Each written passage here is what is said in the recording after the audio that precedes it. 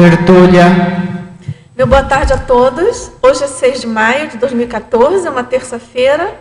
E o nosso verbete de número 3014, ele tem 5 páginas, 41 logias e 15 máximas. O tema de hoje a ser debatido é o travão parapsíquico da especialidade parapercepciologia, escrito pela nossa verbetógrafa veterana, já a professora Lilian Zolê. A professora Lilian é psicóloga, pós-graduada em saúde pública, brasileira, natural de Guarapuava, Paraná, voluntária da Conscienciologia desde 2000, docente em Conscienciologia desde 2004. Ela é organizadora do livro Acoplamentário Primeira Década, de 2013, tenepsista desde julho de 2006 e EPICOM desde abril de 2014. O travão parapsíquico é o traço, pensênio ou ação de inibir, amarrar, segurar ou impedir o desenvolvimento e a evolução do autoparapsiquismo. Na pensenologia, o holopensene pessoal do antiparapsiquismo, a autopensenização negativista, o materpensene eletronótico. Na fatologia, os comportamentos egóicos cronicificados, impedindo a ampliação da realidade consciencial. O travão da vontade, a postura íntima vitimizada, evidenciada no discurso nunca sinta as energias. A insegurança pessoal, as autoconvicções arraigadas, dificultando a reciclagem intraconsciencial. A ausência de autopesquisa, o desperdício do curso intermissivo não aplicado na intrafisicalidade devido à retranca paraperceptiva. Na parafatologia, a falta de prioridade quanto ao autoparapsiquismo. A autovivência de ousadia pessoal para descobrir aspectos novos do autoparapsiquismo. Os tabus relacionados ao parapsiquismo. A utilização das habilidades parapsíquicas de modo anticosmoético, resultando no bloqueio das autopercepções. A assunção dos trafares parapsíquicos pessoais. A extrapolação parapsíquica, evidenciando a conexão com os amparadores. E a gente chama a atenção que aqui no detalhismo tem 11 máximos. E na argumentologia, então, nós temos 2 listagens, uma de nosologia, com 10 exemplos de posturas íntimas frequentes, reforçadoras da condição do travão parapsíquico, classificadas em ordem alfabética. E a outra é de terapeuticologia. São 10 exemplos de ferramentas conscienciológicas otimizadoras do destravamento parapsíquico. E na remissiologia, nós destacamos autodidatismo parapsíquico, distorção parapsíquica, engano parapsíquico, jejunice parapsíquica e travão. E na frase enfática, o travão parapsíquico reflete a postura íntima, orgulhosa, imatura e autocomplacente da consciência quanto aos trafares pessoais, evidenciando lacunas profundas na autocosmoeticidade. Na questionologia, você já identificou algum travão no autoparapsiquismo? Quais as ações feitas para a autossuperação do trafar parapsíquico? Na bibliografia, nós temos, então, 2 fontes bibliográficas. Agora, aqui na mega-análise do João Paulo, inibição, jejunice, barreira, bloqueio, retranca, travagem, dificuldade, eletronótica, ignorância, imaturidade, insegurança, impedimento, materialismo, cascagrossismo, antiparapsiquismo, multidimensionalidade, autolucidologia, terapeuticologia, parapercepciologia e energossomatologia. Agora, pessoal, eu quero fazer 2 chamadas aqui, lembrar da promoção de compra antecipada do tratado do professor Valdo Vieira, o Léxico de Ortopensatas, que vai ser lançado ainda esse ano em 2 volumes.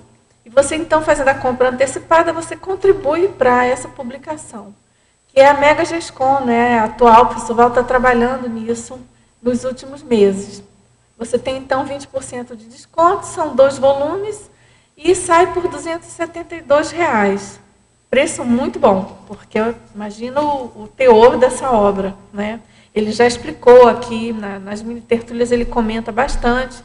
Diariamente ele lê 6 ortopensatas, em geral, e a gente percebe que é todo um apanhado, né? Todo o cabedal paracognitivo dele, de toda a vida e de multissecular, né? Toda essa bagagem que ele tem, ele então está consolidando nesse léxico de ortopensatas.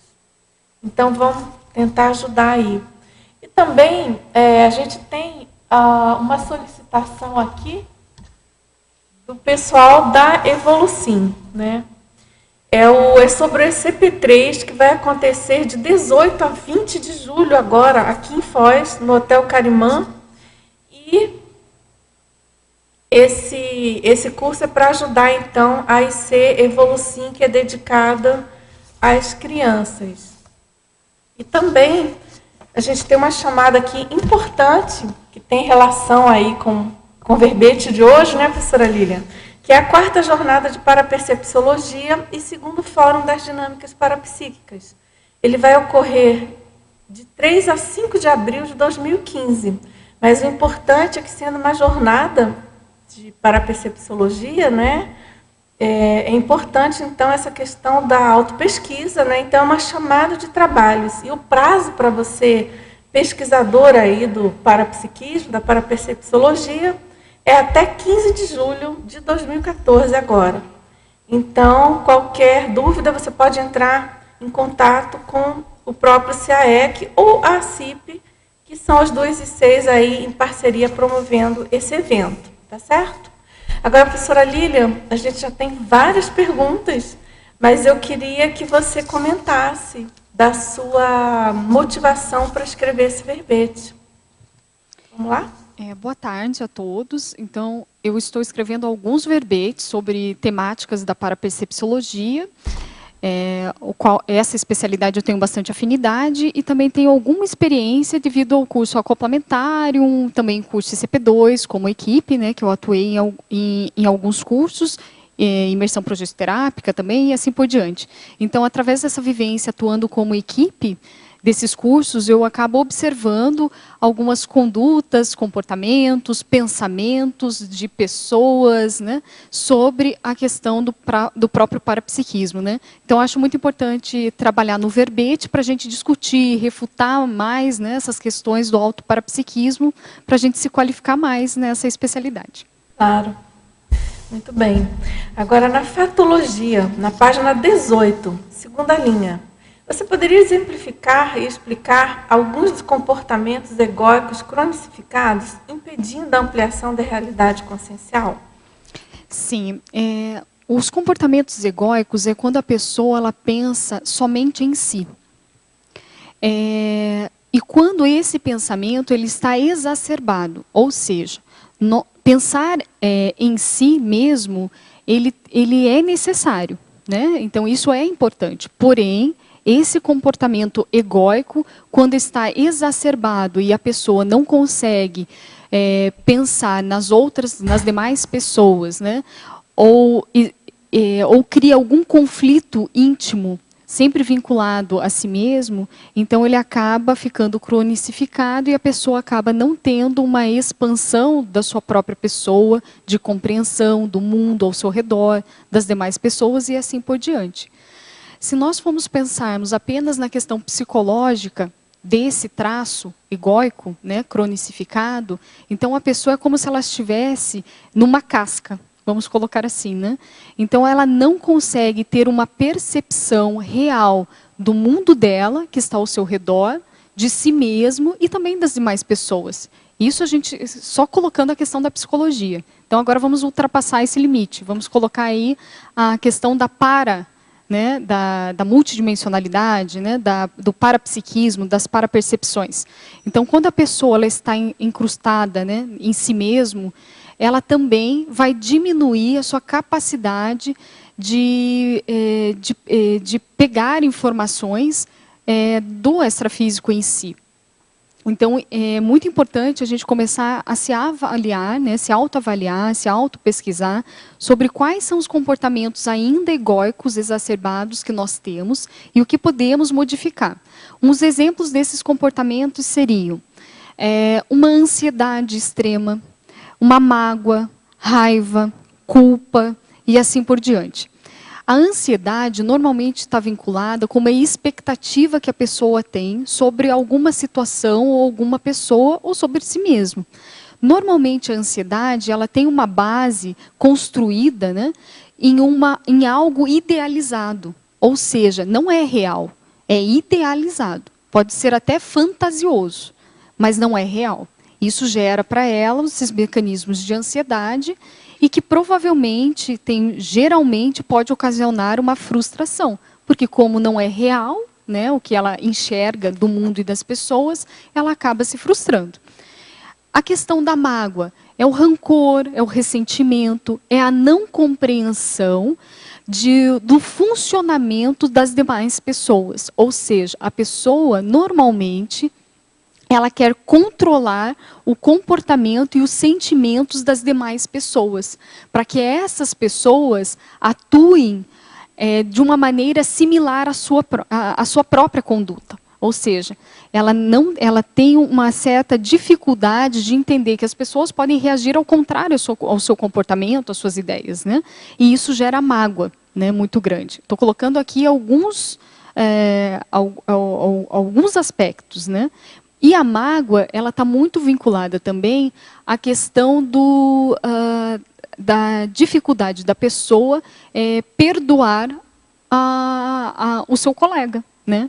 Então, ela acaba descontando em sentimentos negativos e energias negativas sobre aquele pensamento que ela acha que é o ideal, uma convicção que ela acha que é uma postura mais ideal para as pessoas seguirem ou se orientarem. A raiva, que é um sentimento que também é muito identificado pelas pessoas, né? É a questão da raiva de si mesmo e a raiva das demais pessoas. A raiva de si mesmo é quando ela vê que ela possui os trafares dela, que são esses traços fardos, porém ela não consegue superar ou criar posturas novas, né? Ou comportamentos atualizados sobre isso. Então, ela cria uma raiva de si mesmo, que é um pensamento negativo, uma emoção negativa, que acaba se intoxicando cada vez mais. E também a raiva do outro é quando pega, no mesmo sentido da mágoa, quando a pessoa não consegue entrar no mundo da outra pessoa. Então, ela não consegue ver o nível evolutivo das demais pessoas, menores ou maiores, não estou colocando qualidade, mas há uma dificuldade de compreender, de ter uma empatia sobre as demais pessoas.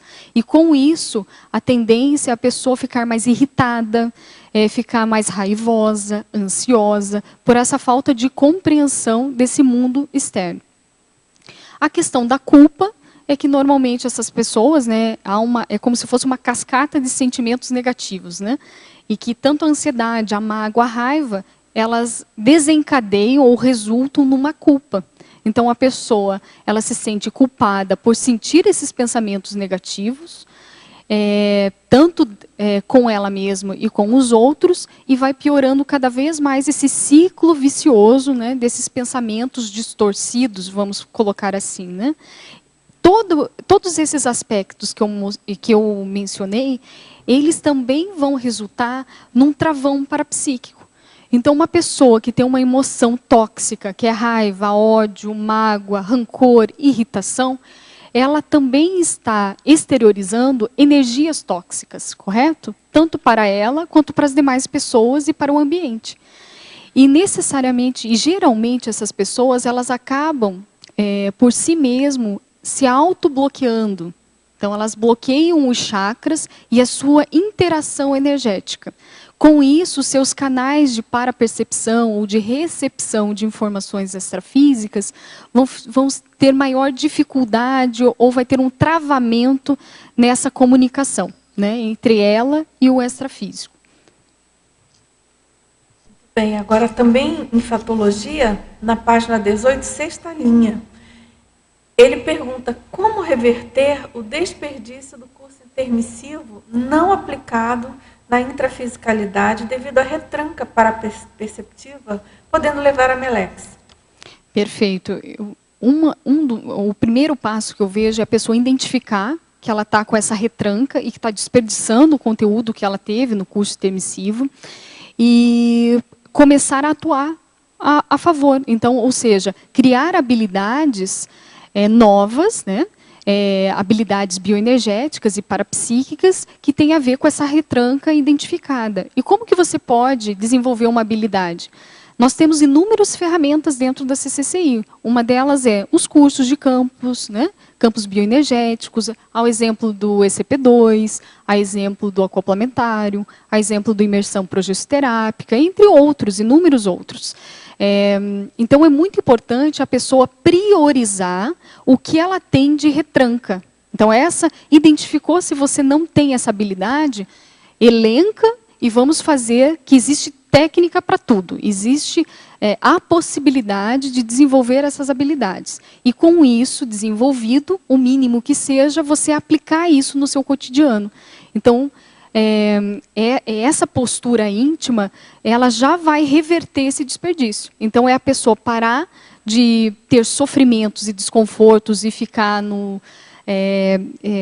tendo essas baixas autoestimas, né? Essa baixa autoestima, e começar a ficar mais proativo.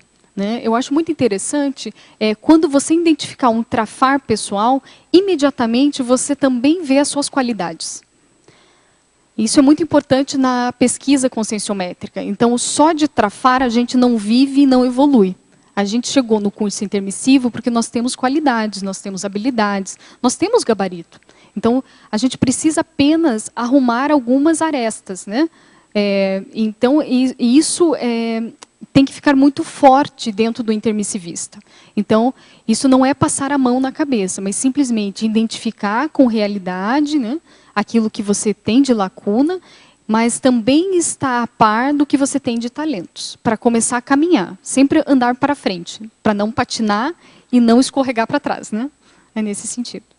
Lembrando, né, professora Lilian, você comentou um pouco, mas dá imensa quantidade de ferramentas disponíveis, né? São técnicas, são cursos, são atividades, são eventos, né? Isso. São muitas as opções que o intermissivista tem. Hoje eu vejo que atualmente não tem mais como a gente falar assim, não tem como eu desenvolver meu parapsiquismo. As ferramentas são tantas, né, e tão diversificadas, que todas as pessoas de diferentes perfis que existem, né, elas conseguem se identificar com uma dessas ferramentas e se dar bem com elas. Né? Então, aquela pessoa que ela é mais mental somática, que ela tem uma facilidade maior, tanto com a escrita, né, então ela pode vincular a criar uma habilidade parapsíquica pegando o trafor dela de mental somática. Isso é válido. Então, ela escolhe um curso onde ela tem, sim, um trafor, mas com aquela ferramenta ela pode desenvolver uma habilidade que ela ainda não possui. Né? Então, isso é muito importante, a pessoa começar a pensar em estratégias de como ela pode desenvolver a habilidade dela, que não é tão simples assim. Então, a gente não pode fazer todos os cursos que aparecem, né? Que é inviável, né? Porque são muitos. Mas é importante você focar em você e ver, sim, seus talentos, as suas dificuldades e ver essa ferramenta mais adequada para a sua autoevolução. Isso é muito importante. Então, tudo é autopesquisa, né? Entrou na Conscienciologia, o primeiro passo é esse. Né? Tudo converge para a autopesquisa. Perfeito. Né? Agora, em parafatologia, na página 18, penúltima linha. Você poderia falar sobre a fraude parapsíquica? A fraude parapsíquica que eu citei no verbete, né, vinculando com o tema travão parapsíquico, é quando aquele sensitivo ele possui um desenvolvimento mínimo da sua paraperceptibilidade, porém, devido à sua conduta imatura, anticosmoética, autocorrupta, ele acaba perdendo gradativamente a sua habilidade bioenergética, os seus talentos, é como se fosse a atuação de um freio, né? E com isso, devido ao seu orgulho, devido a essas emoções tóxicas, né, que a gente comentou, ele acaba não sabendo trabalhar e ele opta por fraudar o parapsiquismo. Por quê? O orgulho é assim, jamais a pessoa admite que ela tem algum defeito, alguma dificuldade, né? Então ela prefere fraudar o seu fenômeno parapsíquico, a sua parapercepção, do que encarar uma realidade de mudança, de reciclagem e assim por diante. Então, nós podemos ver isso muito em médiums, vendo a história, né, autobiografias e assim por diante, ou até mesmo os estudos desses médiuns, que alguns optaram ou fizeram esse caminho do fraude devido a não saber trabalhar, não saber trabalhar mesmo com a questão da vaidade, com o poder, no momento em que eles se deparam com uma perda de um talento em que eles estimavam muito. E que aquilo gerava para eles um certo gabarito, né? Ele se colocava à frente das demais pessoas, né? E aí acaba atuando numa conduta aí anticosmoética. Agora, professora Lilian, tem uma pergunta, porque assim, antes de fazer a pergunta eu queria fazer um comentário, porque eu não sei o que você pensa, mas eu, assim, na minha opinião, eu desconfio que um dos maiores problemas, né, ou um dos maiores ou um grande problema, funcionando como travão parapsíquico, é justamente essa visão mística, vamos dizer assim, com um cunho religioso até, mas mais místico, da pessoa ter uma expectativa com o parapsiquismo da questão ainda muito focada no fenômeno em si, né? Que justamente converge para isso que você acabou de colocar, da pessoa ter poder, de ter um status ali naquele meio, por alcançar determinadas informações. Então, o que você acha? Se realmente isso pega bastante para o intermissivista? Eu acho interessante, Dulce, que se nós formos ver a história do parapsiquismo, nos debatemos sempre com esse contexto, né? Do misticismo, do ocultismo e assim por diante. E isso até hoje, em muitas linhas, né, em muitos estudos, né, dentro da parapercepção, ainda se aplica esses métodos anacrônicos, antigos, né, retrógrados e assim por diante. Então, existe uma cultura ainda do parapsiquismo como algo que vincule a poderes, né, a questão assim que o parapsiquismo não é para todos, que sempre tem uma pitonisa, um sacerdote, que é um dom divino e assim por diante. E isso realmente acaba, para aquelas pessoas que têm uma certa sofrem influenciação, né, desses grupos ou dessa forma de cultura, né, eles acabam entrando numa subestimação da sua capacidade ou dos seus talentos bioenergéticos, né? Então, eu acho isso muito sério e dentro da conscienciologia, claro, através do paradigma consciencial, houve uma ruptura disso, né? Uma quebra desse paradigma, digamos, desse misticismo, desse ocultismo, né? Então, eu acho muito interessante a pessoa começar a questionar o que ainda pega ou ainda é travão para ela no entendimento ou na compreensão dos conceitos básicos do parapsiquismo. Porque se nós formos pensarmos em nossas vidas passadas, nós participamos de grupos religiosos, místicos, ocultistas, porque era da época isso, né? Fazia parte daquela sociedade, né? Dessa cultura. E nós trazemos ainda lastros disso, mínimos que sejam, mas ainda são lastros. E talvez esses lastros acabam dando ou gerando esse travão parapsíquico. E eu vejo que o travão parapsíquico tem desde o mínimo até o máximo. O travão máximo é aquela pessoa que não sente nada, não percebe nada do extrafísico, que é o casca grossa. E o mínimo é aquela pessoa que tem dificuldade em alguns aspectos, né? Então é importante sempre se reavaliar e refutar o que acontece dentro da parapercepciologia, né? Então isso eu acho que é muito importante nesse sentido. Agora, professora Lilian, ele diz, tenho a crença muito forte que não serei capaz de desenvolver o parapsiquismo. Como vencer esse travão? Você pode repetir, Dulce? Ele está comentando um aspecto pessoal dele. Tenho a crença muito forte que não serei capaz de desenvolver o parapsiquismo. Ok. E aí ele pergunta, como vencer esse travão? Eu acho importante, sempre quando você tiver pensamentos, né? Então, nunca poderei, não posso, jamais, são termos carregados, né? você imediatamente, se você já identificou esse pensamento padrão seu, você reverter esse pensamento, tirando essas palavras carregadas. Isso é uma técnica cognitiva, né? Então, em vez de você pensar, no momento em que você pensar, eu não sou capaz de desencadear fenômenos parapsíquicos, você pode fazer sentenças ou frases mais afirmativas para você. Então, você pode falar, eu tenho habilidades parapsíquicas, talvez não tão desenvolvidas, mas eu sou capaz, ou eu me permito a perceber a extrafisicalidade. O simples fato de você mudar frases corriqueiras que passam pela sua cabeça, ocorre uma mudança fundamental no seu estado emocional, que vai te dar mais motivação, e também dos seus comportamentos. Então, a tendência é você colocar gasolina azul em você mesmo. Então, com esses pensamentos. E observe que o que eu falei de frases positivas não são irreais ou fantasiosas. Todos nós temos habilidades parapsíquicas, correto?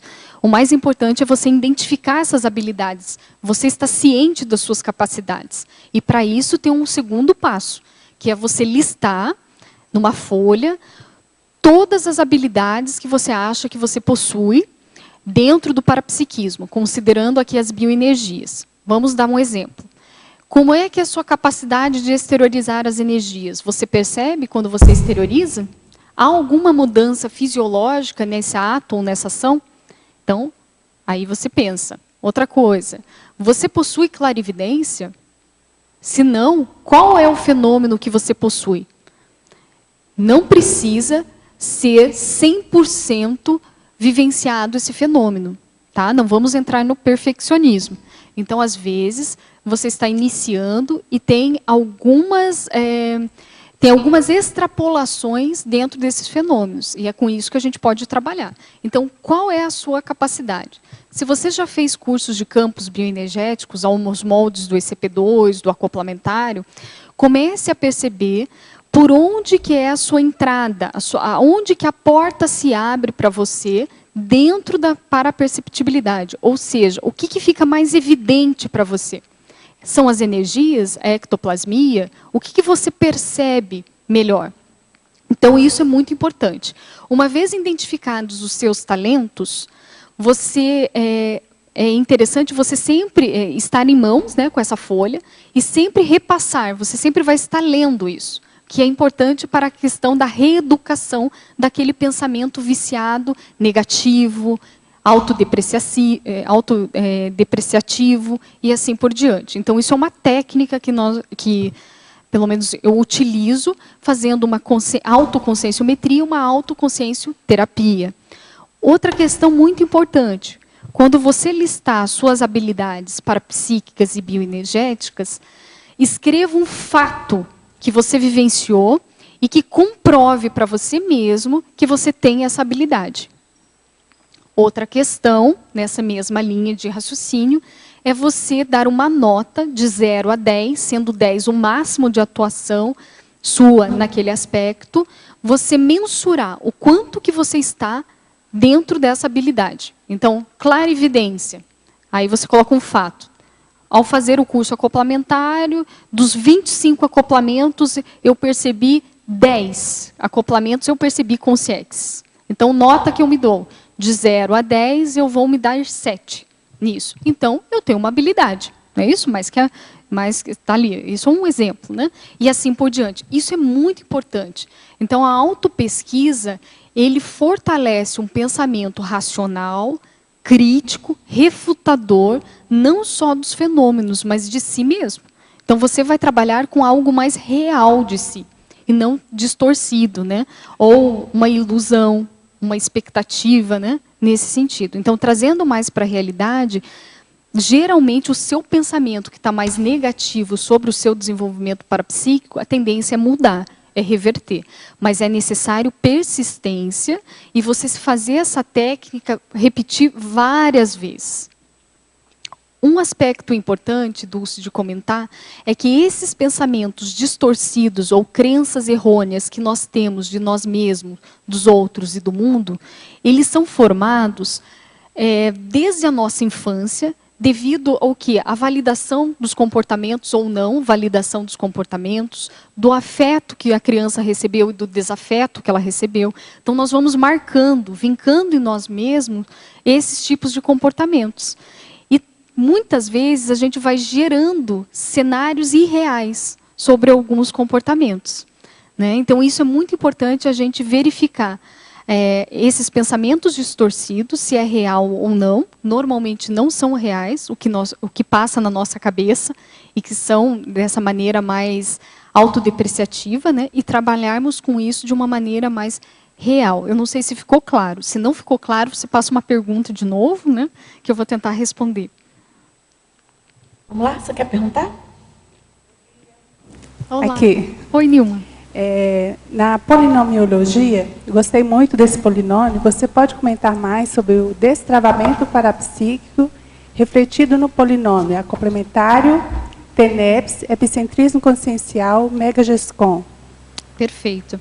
Então, eu coloquei esse polinômio porque eu vejo assim que aqui é o pulo do gato.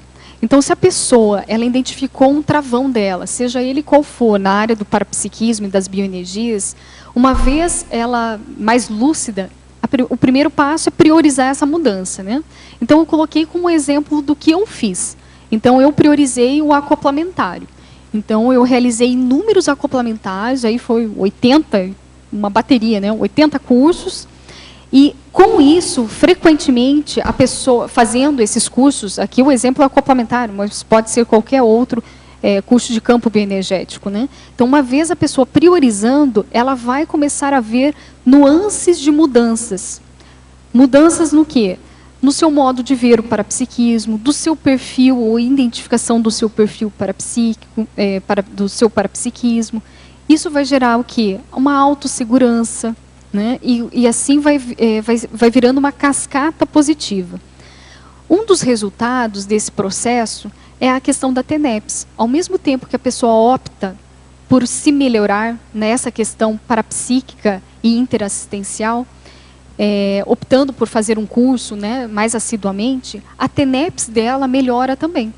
Por quê? Porque ela está automaticamente melhorando as suas energias, a sua pensenidade, né? Então, ela está dando a oportunidade de ver o mundo, a pessoa e a si mesmo de uma maneira diferente. Então, ela se abriu. E, com isso, ela acaba aglutinando também pessoas que também estão precisando de auxílio, né? Ou aquelas pessoas que acabam vendo ela como um exemplo de reciclagem, né, como uma pessoa que mudou, né, que se qualificou e assim por diante. Então, ela vai caminhando, olha lá, então ela saiu do tenepsismo, melhorou essa área e caminha para a questão do epicentrismo consciencial. O outro passo que eu vejo que fica evidente é essa pessoa querer colocar as suas ideias, as suas superações ou as suas dificuldades na escrita. Então, ela vai escrever artigo, ela vai escrever o verbete, ela vai escrever um livro. Então, ela vai criando uma maturidade maior em relação às suas próprias habilidades. Então, é como se ela colocasse maior responsabilidade sobre a sua mudança e também uma responsabilidade com o que ela assumiu do curso intermissivo, né? Então, ela fica mais proativa com essas mudanças, com essas reciclagens, e isso é muito positivo. Eu vejo que todos nós temos a possibilidade de fazer isso. Cabe priorizar, né? Não sei se ficou claro, Nilma. Sim, obrigada. Agora, professora Lília, em ciclologia, na página 19, primeira linha, você poderia explicar o que é o ciclo patológico mimese e travão? A mimese, nesse caso, é que aqueles comportamentos repetitivos, anacrônicos, né, patológicos, e que muitas vezes são vícios de comportamentos de vidas passadas, né? E que nessa vida atual nós ainda estamos aplicando. Não teve uma renovação. E com isso vai resultar ou vai gerar um travão em si. Esse travão pode ser um travão emocional, pode ser um travão cognitivo, pode ser um travão parapsíquico, né? Então, é muito importante essa autoavaliação das questões das nossas convicções sempre questionando. Tudo aquilo que você acha que já tem resposta e não questiona mais, opa, cuidado. Vamos abrir um pouquinho mais os olhos e ver o que você pode refutar sobre isso. Isso é uma técnica que pode favorecer essa desconstrução dessas convicções que estão patológicas, estão arraigadas e que precisam de uma reciclagem. Doutora Lilian, tem uma pergunta que ela pede para você esclarecer sobre o travão paragenético. Você podia já emendar aí. Tá.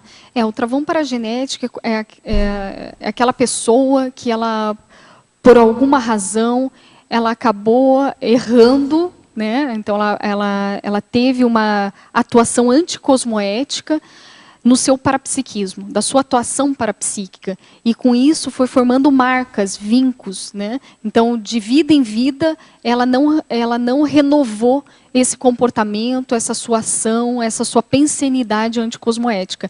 E ela foi aplicando de vida em vida um parapsiquismo patológico, um parapsiquismo mais vinculado aí com o dogma, com o misticismo, com o ocultismo, gerando muita dependência, né?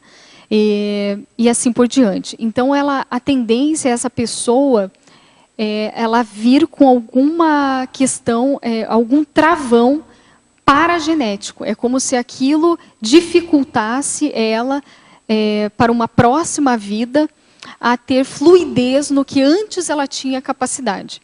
Né? É como se fosse um freio, é como se o orientador evolutivo desse uma travada para ela conseguir pensar melhor sobre esse aspecto ou renovar suas posturas nesse aspecto. Então, ela vai ter que ralar mais para ela conseguir ter o mesmo desempenho de vidas anteriores, porém com maior lucidez e cosmoética. Agora, na segunda linha da tecnologia, ele pergunta o que vem a ser a técnica da cosmoética destrutiva.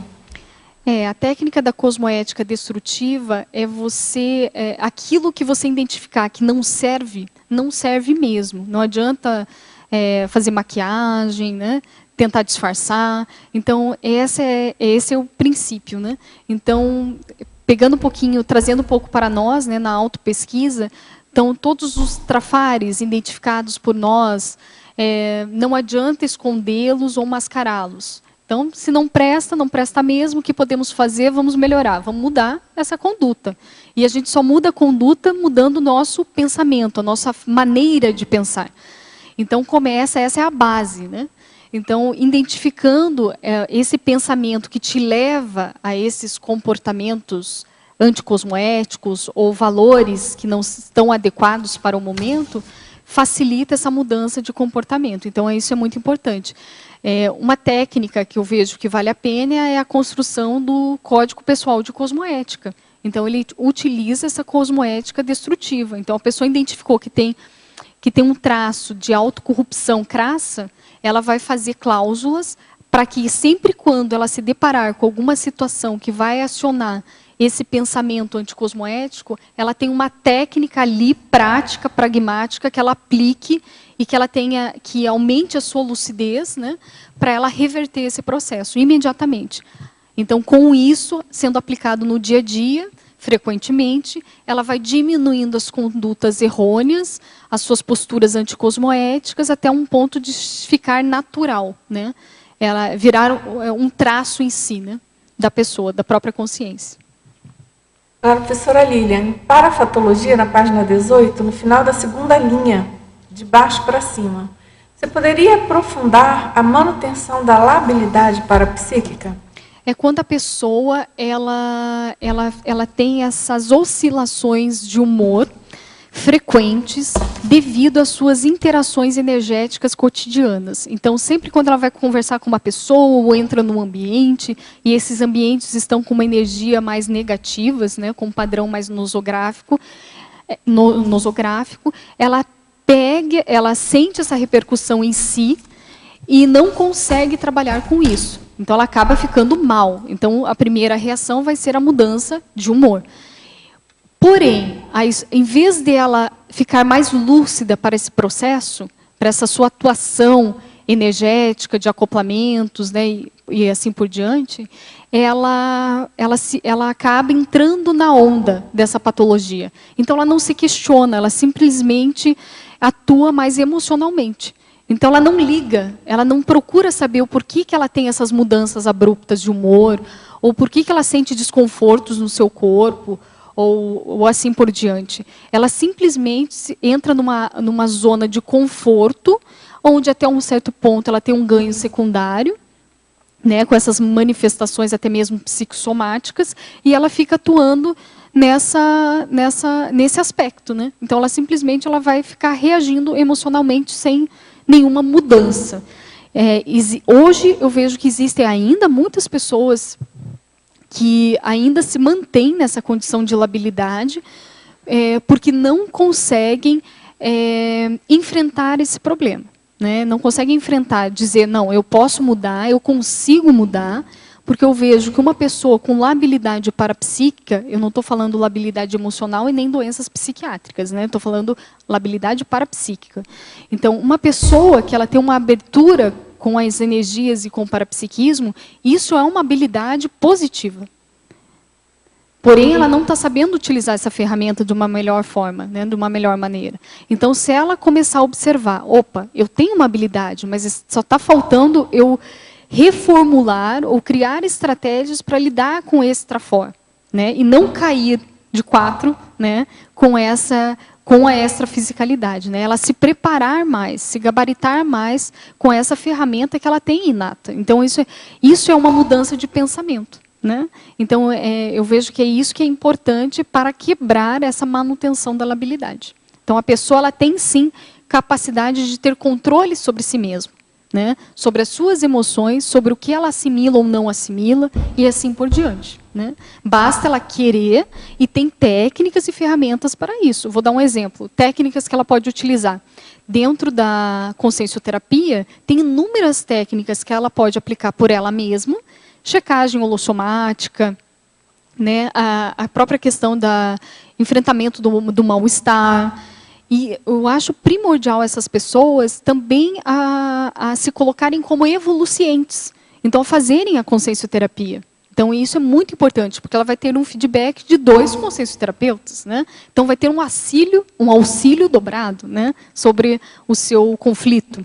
Então, vale a pena. Outra questão é fazer cursos da conscienciometria, que vão capacitar ela numa racionalidade maior sobre os seus conflitos. Então, ela vai desenvolver habilidades intelectuais, cognitivas, de autopesquisa sobre a sua própria realidade pessoal. Então, isso vale a pena. Só lembrando, né, professora Lilian, do seu próprio verbete que tem na enciclopédia, habilidade parapsíquica. Né? Perfeito. Agora, tem um e-mail aqui em geral, ele dá cordial saludo. Este é o meu primeiro contato com a conscienciologia. Não sei muito sobre o tema, mas tenho interesse de aprender. Eu desejo fazer uma pergunta. Durante a meditação, eu tenho um olhar, o olho violeta, percibo, não sei que expressão é essa, talvez seja do espanhol, e ocasionalmente alguns outros símbolos e cores. Então, eu pergunto o que significa isso. Será que vocês poderiam dar alguma sugestão? Qual abordagem devo tomar com esse tipo de experiência? Olha, que bom seu primeiro contato com a conscienciologia, né? Logo no dia do verbete de hoje, com as suas experiências aí parapsíquicas. Você está na Colômbia, não é? Cidade de Cali. E então é o seguinte, assim, do modo geral, o que a gente comenta, como é que a gente lida com essa questão na conscienciologia, né? Em primeiro lugar, a gente, dentro desse âmbito da autopesquisa e dos estudos da conscienciologia, a gente está mais preocupado com o conteúdo do fenômeno e não com a cor da luz ou com a forma de alguma condição. Quer dizer, isso é interessante para a pesquisa, mas o mais sério é o conteúdo disso. Né?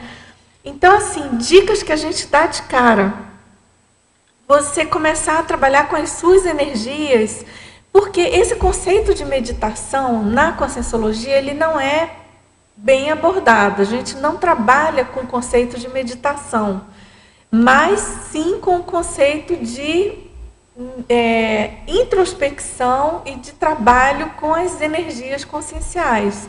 Então, tem várias técnicas propostas. Você pode, por exemplo, começar a pesquisar nos próprios verbetes, nesse site que você entrou aqui em contato com a tertúlia. Por exemplo, tem o verbete Estado Vibracional, que é um verbete que dá aquele banho de loja da melhor maneira, né, de você iniciar a trabalhar com as energias, que é você chegar nesse denominado estado vibracional, que é uma condição de potencialização das suas energias, e que você, com isso, obtém uma condição de homeostasia, né, das suas energias, de profilaxia contra intrusões que vão deixar você numa situação não tão homeostática, né? Você diz aqui que ele tá estudando medicina. Então, tenta pensar nessa questão da homeostase holossomática, ou seja, holossoma considerando os vários veículos além do corpo físico, além do soma. O corpo energético, o corpo das ideias, que é o mental, o das emoções. Então, a Conscienciologia, em geral, lida com essa realidade, né, holossomática, das energias, das várias vidas, e de você ter lucidez para isso, de você buscar acelerar a sua evolução justamente através da autopesquisa. Agora, tem uma dica, assim, claro, além dessas tertúlias, né, de você entrar mais em contato com a gente, fazer as perguntas, enfim, se interessar aí pelos estudos que diariamente a gente faz aqui. Tem várias instituições que dão cursos, inclusive, em AD. Eu não vou saber te dizer aqui agora, mas, por exemplo, você pode entrar no site do iipc.org. Alguém pode confirmar? É isso mesmo, né? www.iipc.org, que é uma instituição que tem muitos cursos de entrada e que está lançando agora um curso EAD. E também a gente tem um outro site que pode ajudar você, que é o www.editares.org. Ali você tem um panorama das publicações da Conscienciologia. Então, dá uma olhada no que te interessa mais. Tem livros, inclusive, em espanhol. Tem livros, por exemplo, o livro Nossa Evolução, que ele é um livro bem... Vamos dar uma abordagem geral. Ele foi escrito pelo professor Valdo Vieira, e ele é um livro para quem realmente está iniciando nas ideias da Conscienciologia, nos estudos. Tem também o livro que é a Conscienciologia, também de autoria do professor Valdo, desde esses até os tratados, tá certo? E também você pode baixar, tem alguns livros gratuitos, que você pode baixar do próprio site da Editares, já em PDF gratuitamente, tá certo? Doutora Lilian, você pode eu gostaria de colocar um desafio para esse pesquisador, claro, né? Claro. Que normalmente a meditação, nem todos os casos, né, mas em alguns, a pessoa utiliza música ou utiliza algum mantra ou alguma outra ferramenta para ela entrar num estado mais de relaxamento mental, né, e corporal e assim por diante. Aí eu coloco para você um desafio, retirar tudo isso, todas essas ferramentas, se é que utiliza, então, se é que tem incenso, se é que tem, sei lá, tira tudo. Você vai fazer, você vai entrar num, vamos colocar assim, é como se você entrasse agora num laboratório. Você que é médico, né? Então, vamos lá. Então, vamos ser mais técnicos possíveis. Você vai ficar ali no seu quarto, num local mais otimizado, em que você possa relaxar, né? Que não tenha tanta interferência das pessoas, né? Num horário adequado. Você fica lá num sofá, numa poltrona ou numa cama, fica mais relaxado. E você vai começar a trabalhar as suas energias por vontade própria. Não vai utilizar nenhuma ferramenta para propiciar um relaxamento. Então, você simplesmente vai respirar naturalmente e vai dar um comando mental para você percorrer as suas energias desde o alto da sua cabeça até os pés, como se passasse uma corrente elétrica. Tá? Da cabeça aos pés, essa corrente vai voltar dos pés à cabeça. E o teu grande desafio vai ser perceber os seus chakras. Então, você vai começar a auscultar você mesmo. Então, começa a ver quais são as reações, se esse corpo energético existe ou não, o que ele traz para você, quais as informações que isso você está tendo, né, com essa vivência, e você vai começar a acelerar esse circuito energético, tá? Esse fluxo de energia, da cabeça aos pés, dos pés à cabeça. Parece muito simples, ok? Mas isso vale a pena, porque vai te dar uma ideia do que é a questão bioenergética que a gente está falando e também parapsíquica. Porque eu vejo assim, quando nós ainda utilizamos algumas ferramentas como música, como mantras e assim por diante, muitas vezes a pessoa ela começa a visualizar símbolos mentais, né, cores, muito mais por questões do cérebro do que por questões bioenergéticas de fato. Então, para retirar ou para tirar qualquer dúvida sobre isso, o mais importante é você tirar essas ferramentas, né, se é que está utilizando, e você fazer algo mais por si. Compreende? Então, você vai ser cobaia de você mesmo. Então, e vai testar esses fenômenos. Isso aí é uma dica, né? Muito bom, excelente. Então, vamos lá, verbetógrafa. Em parafatologia, você poderia abordar a incoerência pessoal travando o autoparapsiquismo? É interessante que eu vejo assim, que os nossos atributos mentais, né, e também os nossos atributos mentais, a nossa capacidade emocional e nossa capacidade energética, elas são assim totalmente sinérgicas entre si. Então, se você tem um pensamento que não está qualificado, anticosmoético, tem corrupção, seus valores não estão adequados, né?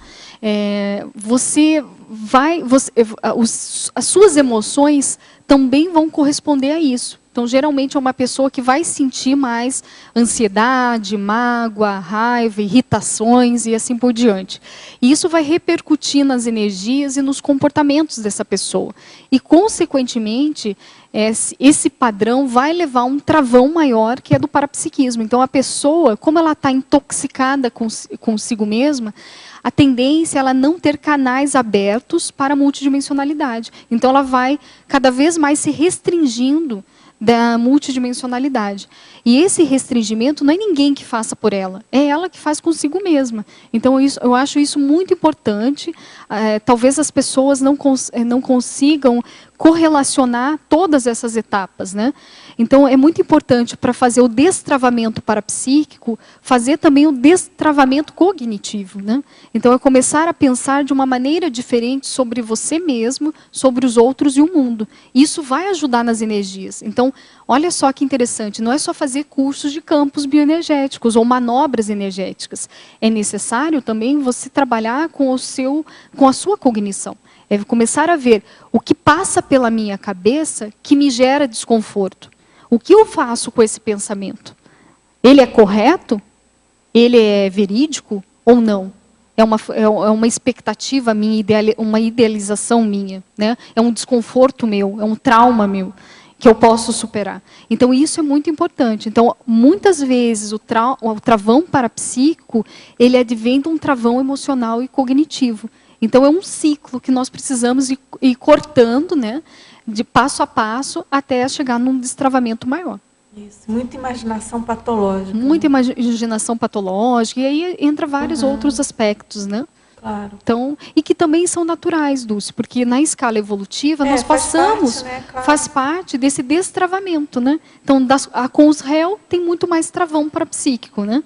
Travão emocional, travão cognitivo, né? Pegando lá um serenão, o destravamento é maior, né? Então, isso faz parte do nosso crescimento aqui como consciências, né? Agora, o mais importante é ter lucidez, e se você quer, de fato, mudar, vamos lá, tem ferramenta para isso. Não precisa ficar desesperado, né? Então, é a possibilidade de mudança, sim. Eu tenho duas questões. Uma da fatologia, está na 4ª linha, e você podia desenvolver a força presencial anulada? Sim. Por favor.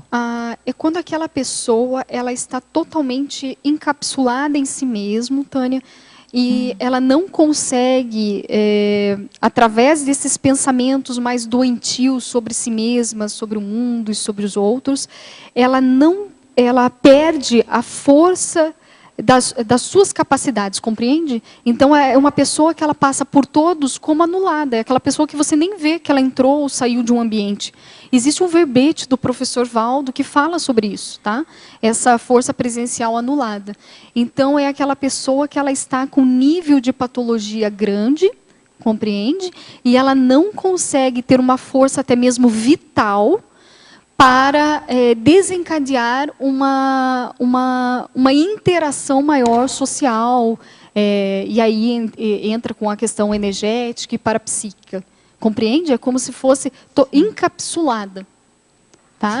Isso no nosso dia a dia você começa a perceber. Há pessoas que nós observamos mais do que outras, não existe? Então, sim, às vezes nós aqui estamos conversando no tertuliário, né, dando um exemplo aqui. Passa uma pessoa, aquilo chama atenção, aquela pessoa. Ela não fez nada, ela simplesmente caminhou, né? Tá na rota dela, né? Mas chamou a atenção. E existem pessoas que passam totalmente despercebidas. Claro, aí vai ter que ter uma avaliação. Não estou dizendo que todas que se passam despercebidas são anuladas completamente. Esse caso aqui, que eu evidenciei, que eu coloquei o exemplo, é de um nível de patologia maior, né? Mais crasso e que existe. Tá. A outra é na parafatologia, a 5ª linha.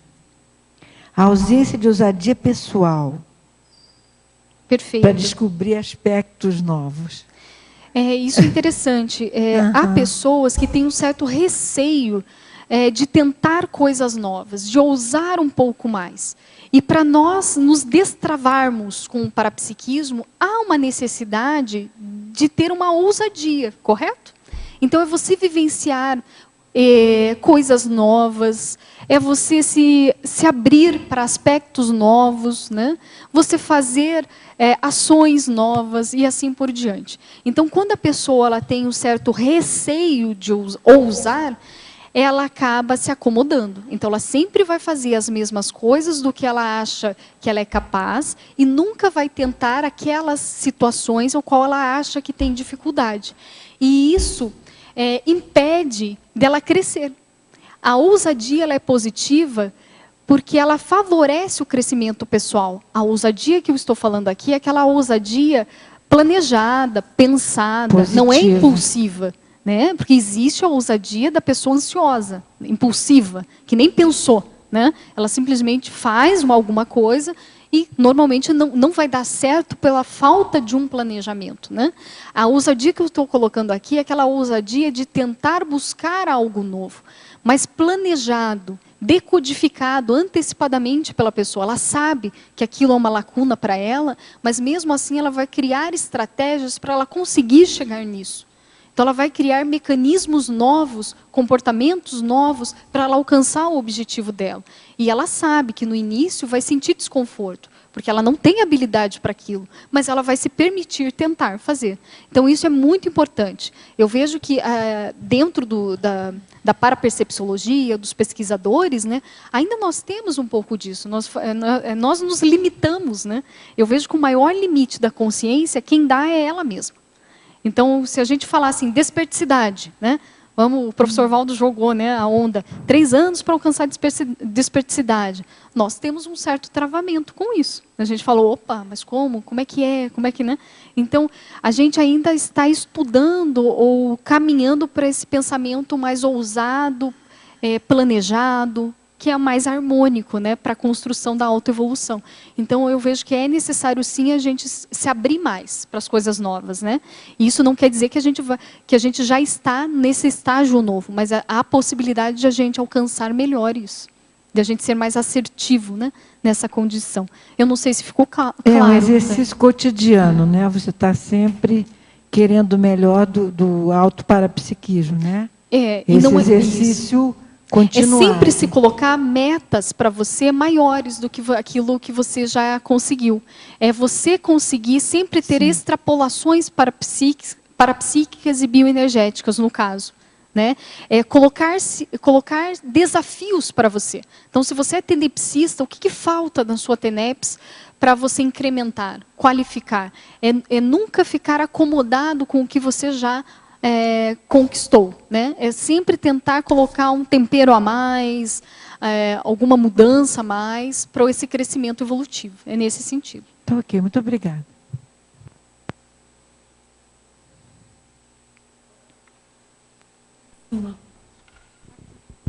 Vai. Pronto. Lília, na página 20, o item 9, punição. Você podia falar um pouco? Tá. Trata a si mesmo e aos outros de maneira dura e punitiva, autobloqueando-se energeticamente. Tem muita... Aqui eu retratei a questão do controle, né? Então, é aquela pessoa que ela é rude, muitas vezes agressiva consigo mesmo e também com os outros, né? Então, ela sempre... Ela não tem muito jogo, ela não tem jogo de cintura. Então, errar jamais para essa pessoa. O pensamento dela é isso. Ela muitas vezes não vai ousar porque ela tem um pensamento assim, se eu ousar, eu vou errar. Então, se ela errar, ela vai se punir. Né? E punição, gente, são pensamentos, correto? Então, com pensamentos o quê? Eu não sou capaz mesmo, olha lá, não deu certo. Sou burra, né? Sou incompetente nisso. Então, é essas punições mentais que são muito sérias. É por isso que eu estou falando, o travão cognitivo, ele está diretamente relacionado com o travão parapsíquico. E uma vez a pessoa pensando, tendo esses pensamentos sobre si mesma, né, de uma forma mais depreciativa, punitiva, a tendência dela é ter emoções mais negativas sobre si mesma e sobre as pessoas, e isso já vai travar os seus comportamentos ou suas reações, compreende? Ela não vai tentar ter abertura com o parapsiquismo, ao contrário, ela sempre vai fugir disso. Né? Ela sempre vai estar mais bloqueada nessa relação, devido ao seu próprio tratamento, né? Que ela tem essa pensenidade antagônica consigo. Não sei se ficou claro. Sim, e o item 10, da página 21, vitimização, você acha que que o item 7 seria uma consequência, poderia ser uma consequência da vitimização? Ah, pode. A inibição emocional, né? Pode ser sim. E a vitimização é aquela pessoa que ela sempre está se colocando abaixo, né, dos demais. Então, ela tem muitas vezes para-percepções, mas ela fala, não, é muito pouquinho, você tem mais, né? Ah, não vou nem falar, porque isso é besteira. Nem sei se isso vale a pena, né? Isso é uma vitimização. Então, é muito interessante esses mecanismos de funcionamento da consciência, né? E a inibição emocional é quando ela evita fazer autoexposição. Então, pode levar, sim, a essa questão é uma forma de vitimização, sim, né? Que vale a pena a gente... O que eu vejo de profilaxia quanto a esses pensamentos? Primeira coisa, a pessoa fica mais atenta ao que passa na cabeça dela. Parece fácil, mas não é. Muitas pessoas, se eu comentar, se eu perguntar, se eu questionar para vocês, o que passa na sua cabeça agora, nesse exato momento? Tem gente que confunde. Eles vão falar assim, eu estou ansiosa. Ansiedade é emoção, não é pensamento. Começa daí, né? Então, há necessidade de a gente prestar mais atenção no que passa na nossa cabeça. Que ninguém sabe, só você mesmo sabe. E você anotar isso. Com essas anotações diárias, desses pensamentos mais errados, né, mais nosográficos, você vai perceber qual é a sua raiz patológica, que você pode mudar, correto? Você pode reverter isso, mas primeiro você tem que identificar. Então, identificando isso, você consegue mudar esse pensamento. Você acaba vendo, isso é real de fato? Vou dar um exemplo, tá? Faz de conta que passa na minha cabeça assim. Eu sou extremamente incompetente com as minhas energias. Eu jamais vou chegar no acoplamentário e vou ver alguma coisa. Faz de conta que passou isso na minha cabeça. Você acha que se eu for agora no acoplamentário, eu vou conseguir ver algo? Se eu pensar isso de uma forma bem convicta, geralmente não. Eu vou me travar, não é certo? Porque eu sempre estou me achando aquém dos demais. O que eu posso fazer para solucionar isso? Primeiro, eu identifiquei o que passou na minha cabeça. Sou extremamente incompetente. Eu posso pensar assim, Lilian, isso é fato? Será que eu jamais percebi alguma coisa no acoplamentário? Você começa a questionar você mesmo, compreende? É um diálogo socrático. Então você fala, isso é real, Lilian? Daí eu falo assim, não, olha lá, eu fiz o acoplamentar no mês passado e eu vi consciência, eu tive clareaudiência, eu interagi bem com as energias. Opa, então esse pensamento que está passando na minha cabeça é verdadeiro ou é falso? Aí eu começo a questionar. Ah, ele não é totalmente verdadeiro. Correto? Então eu trouxe para a realidade. Uma vez, então, eu questionando, você traz para a sua realidade. E você mesmo faz esse exercício. Com você, dialogando. É um diálogo mental, né? E aí você vai aproximando. Opa, mas então será que eu sou incompetente? Né? Talvez eu tenha que desenvolver habilidades, mas isso me torna incompetente total? Né? Então você vai fazendo esses diálogos e vai trazendo para uma realidade maior. Isso é uma profilaxia, correto? É uma técnica que você pode fazer. E com essa técnica, é inevitável, gente. A sensação, a emoção que você sente é mais tranquilidade, é de mais bem-estar. Ok? E o seu comportamento, a sua reação, vai ser muito mais aberta para receber as informações parapsíquicas ou a interação social do que com aquele pensamento antigo ou inadequado ou negativo sobre si mesmo. E assim por diante. Não sei se também se ficou claro. Se não ficou claro, eu posso dar outros exemplos. Não, ficou claro, sim. Então, isso justifica também muitas pessoas que se dizem ser casca grossa, afirmarem tanto isso que não se destravam, né, na verdade. Eu vejo assim, é interessante que teve um curso específico que eu era professora e eu estava dando aula de clarividência. E o aluno, ele se considerava casca grossa. E a minha maior dificuldade com ele foi sobre essa crença dele. Então, no momento que ele falou para mim, eu não sinto nada, nunca senti, jamais vou sentir. Eu falei, caramba, o que eu estou fazendo aqui, né? Então, isso é interessante, porque a pessoa já tem uma crença, tem um ponto final, ela não quer mudar aquilo. Tá? Então, o que aconteceu? Eu comecei a trabalhar esse aluno não com as energias, no primeiro momento. Eu comecei a trabalhar o pensamento dele.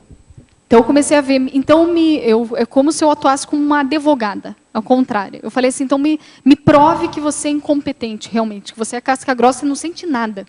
Aí ele foi rindo e, né, tentando se explicar, ele acabou vendo que não era, que ele sentia coisas, mas ele não conseguia dar nome para o que ele sentia. Ele, sabe? Então ele tinha sinais energéticos que não decodificava por esse pensamento negativo. Aí ele mesmo chegou a uma conclusão: poxa, Lília, é verdade, eu sinto algumas coisas, claro que não é muito e tal, né? Mas eu estou sentindo algumas coisas. Quando ele abriu um pouquinho a porta, aí eu trabalhei a energia. Aí eu falei, então vamos lá, vamos trabalhar palmo chakras, coisas básicas, né? Levei na natureza e assim por diante. Eu e um grupo de professores, né, que atuaram com esse determinado aluno. E ele começou a perceber. E era interessante que no decorrer do curso, que era uma imersão, mesmo ele percebendo as energias, ele falava, não, mas eu sou casca grossa. Então, a mudança desse pensamento, ele é muito difícil para a própria pessoa. Mas, no final, que era uma bateria de imersões, né? No final dessas imersões, ele verificou que ele não era mais casca grossa. Ele fez consciencioterapia para trabalhar com essa questão mais cognitiva, de pensamentos, né, distorcidos. E isso ajudou muito ele nessa abertura para a percepção dele. Então, eu vejo assim, é muito importante a pessoa que se coloca como casca grossa verificar os seus pensamentos que estão travando isso. E aí entra a sugestão, consciencioterapia, conscienciometria, é se colocar à prova. É você questionar você mesmo sobre isso, né? Olá, professora Lília. Em parafatologia, ela pergunta, quais os efeitos da assunção dos trafores parapsíquicos pessoais? É você assumir a sua realidade. É você assumir o seu curso intermissivo. É você ser um epicentro aqui no intrafísico, né? Então, é muito importante os intermissivistas assumirem as suas qualidades, os seus trafores, porque são os intermissivistas que vão convergir os talentos dos demais, correto? É que vão consolidar os trabalhos que nós assumimos nessa intermissão e assim por diante. Então, eu vejo que nos tornamos intermissivistas pelas nossas qualidades e por nossas habilidades, né? Então, é muito importante a gente não subestimar isso. né? É a gente verificar os fatos, as realidades sobre esses talentos, né? Não ter distorções sobre isso, né? Mas assumir. Se você é bom nisso, é bom. Não tem problema nenhum afirmar isso.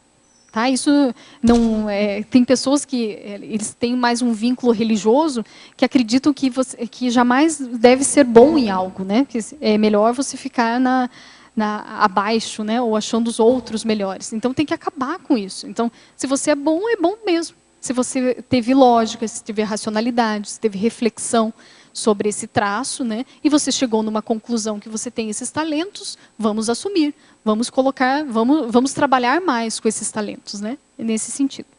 Agora, em polinomiologia, na página 19, você poderia comentar o destravamento parapsíquico refletido no polinômio, acoplamentário, TENEPS, epicentrismo consciencial e megagescon, e relacionar o destravamento parapsíquico pela TENEPS? Perfeito.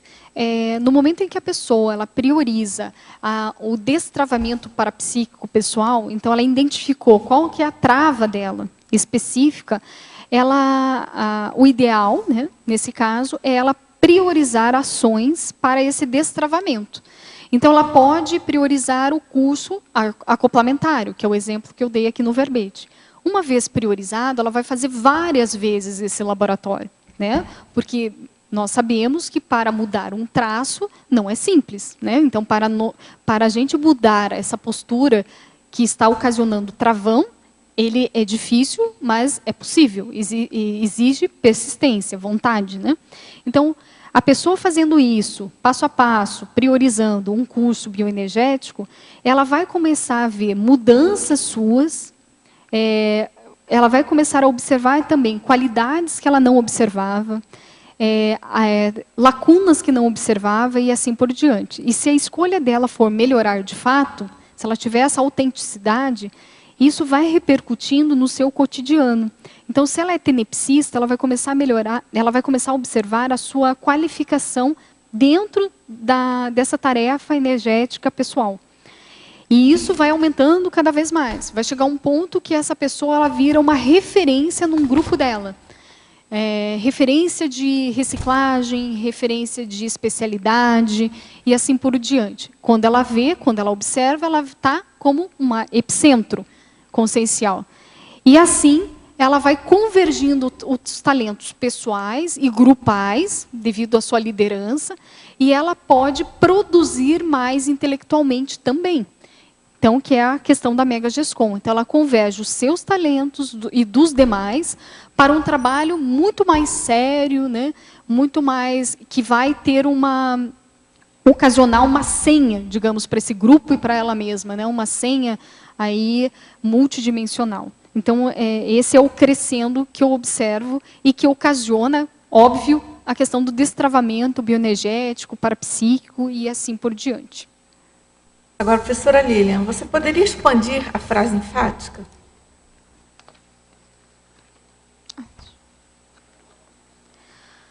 O travão parapsíquico reflete a postura íntima, orgulhosa, imatura e autocomplacente da Consim quanto aos trafares pessoais, evidenciando lacunas profundas na autocosmoeticidade.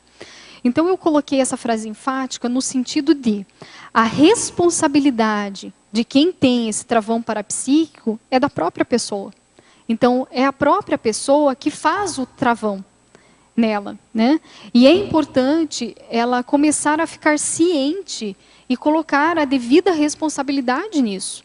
Então, no momento em que ela abre mão do seu orgulho e admite que possui sim algum travão e que possui sim posturas imaturas dentro da sua personalidade, da sua conduta, ela começa a ver que não há mais necessidade de ela ser autocomplacente com os seus erros. E que ela pode mudar isso. Pode ser difícil esse caminho, mas talvez seja o melhor para a sua autoevolução. E é através dessa assunção dos seus talentos, ela verificar que mesmo ela tendo esses trafares, que está levando ela ao travamento parapsíquico, mesmo assim ela tem trafores, ok? Ela tem que sim ver, ela trazer esses trafores para si, para que com isso ela comece a desacionar esses trafares, né, que ela identificou, para caminhar para a cosmoética e também para esse destravamento parapsíquico. Então, o resumo, né, o travão parapsíquico, ele denota, assim, um nível de orgulho da pessoa. Então, ou é a pessoa que ela não quer mudar, ou a pessoa que ela tem receio de errar, né, ela tem receio de um novo, de uma pessoa, ou dessa postura que ela não sabe o que vai acontecer com ela mesma, se ela mudar de comportamento, de pensamento, e assim por diante. Essa questão da própria imaturidade, dela lidar com as situações de parapsiquismo, ou com a sua própria realidade consciencial. Então, a pessoa que ela está mais na fase emocional, então ela tem muito mais conflitos com ela mesma e com os outros, né? Então, é imatura. Então, no momento que ela se percebe assim, devido ao orgulho, muitas vezes ela não quer passar desse ponto, ela quer ficar assim, que assim tá bom, assim, ela não tem uma visão de futuro melhor de si mesma, né? Então é importante para aqueles que identificaram travão parapsíquico é pensar nessa intraconsciencialidade, né? Lilian, na página 19, em sindromologia, poderia falar um pouquinho sobre a síndrome da dispersão consciencial? Nesse caso, é aquela pessoa que ela não consegue focar a sua atenção e a sua concentração numa situação, num objeto ou numa pessoa. Ela sempre está, ela não consegue parar, correto? Então, se ela está fazendo uma atividade, ela começa a parar o que está fazendo e ela arranja mais outras 10 para fazer ao mesmo tempo. Então, isso é uma dispersão. Esse traço, ele é um impeditivo para o desenvolvimento parapsíquico e é um travão, correto? Então, se a pessoa ela começou a observar que ela tem essa dispersão, então o seu pensamento é saltuário, ela não consegue manter uma linha lógica, racional de um pensamento. Então, essa forma de funcionar dificulta ela a relaxar e ela também a ficar com as antenas mais ligadas para uma informação extrafísica, compreende? Porque às vezes ela tem um sinal energético, mas devido à sua própria dispersão, ela já perde isso. Ela começa a observar outra coisa, né? Começa a fazer uma outra ação e acaba deixando de lado aquelas sensações ou aquelas informações extrafísicas. Então, o ideal é essa pessoa trabalhar a questão do foco, da atenção, da concentração, fazendo estratégias de anotações, onde puxe ela para uma tecnicidade maior. Tudo bem? Agora, professora Lília, em tecnologia, você poderia ampliar sobre as técnicas da autoconsciencioterapia e da autoconscienciometria? Quais ferramentas posso acessar para essa pesquisa através da internet? Tem inúmeros artigos na revista Consciência, então é só você digitar www.revistaconsciência, eu acho que é isso, .org. Mas, enfim, na revista Consciência tem artigos que falam basicamente de técnicas da consciencioterapia e da conscienciometria. Outra ideia que me veio agora é se você entrar na ICGE. Se digita ICGE e tem na parte de artigos, de publicações, você entra lá nesse item e você pode digitar a palavra conscienciometria ou consciencioterapia. Vai vir inúmeros artigos, todos os artigos já publicados sobre o assunto. Então, vale a pena. Então, e é interessante que nesses artigos que os consciencioterapeutas publicam, eles fazem questão de colocar as técnicas e detalhar as técnicas para que a pessoa, o leitor, possa aplicar. Então, vale a pena nesse sentido, tá? O que eu posso colocar para você? Algumas técnicas que eu já utilizei da consciencioterapia é o enfrentamento do mal-estar. Então, você lista todas as situações que te geram desconforto, né? E você vai analisar essas situações e vai fazer uma estratégia para enfrentar essas situações de uma maneira diferente, né? E também a questão da checagem holossomática. É você começar a ter uma percepção constante de como você está com as suas energias, com os seus pensamentos, com as suas emoções.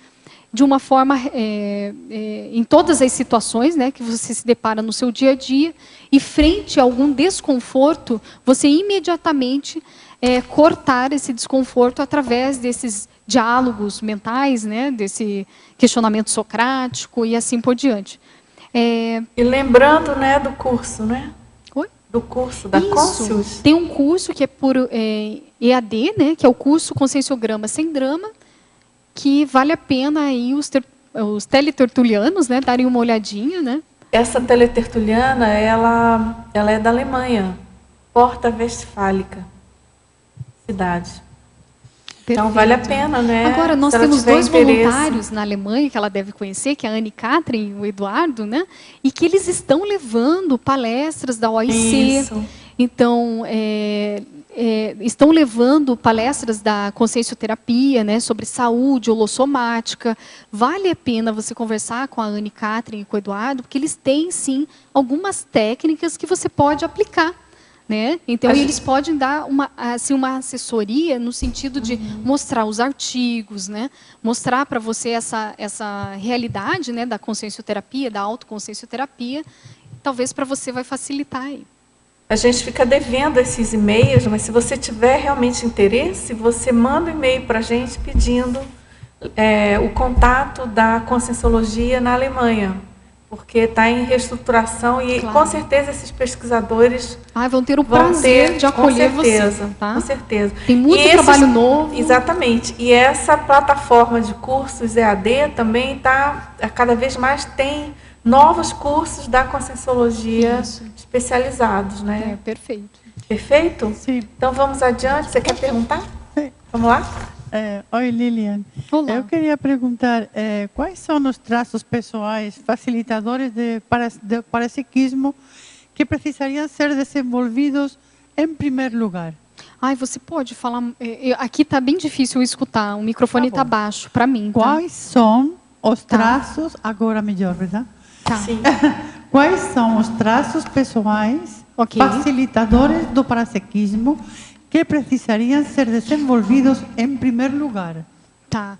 Os traços conscienciais, eu vejo assim, o primeiro é a pessoa com uma flexibilidade melhor. Tá? Uma flexibilidade de cognição. Ela conseguir, essa pessoa que a gente muitas vezes fala que é a pessoa que tem empatia, né?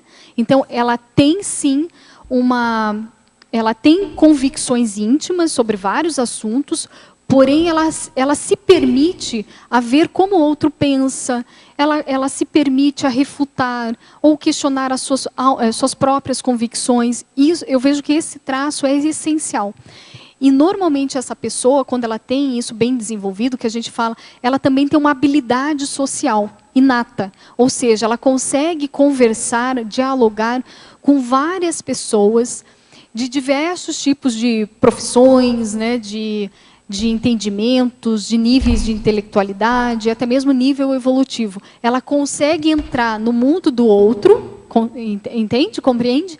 E ela consegue auxiliar e até auxiliar a si mesmo, vendo, opa, a realidade dele é diferente da minha.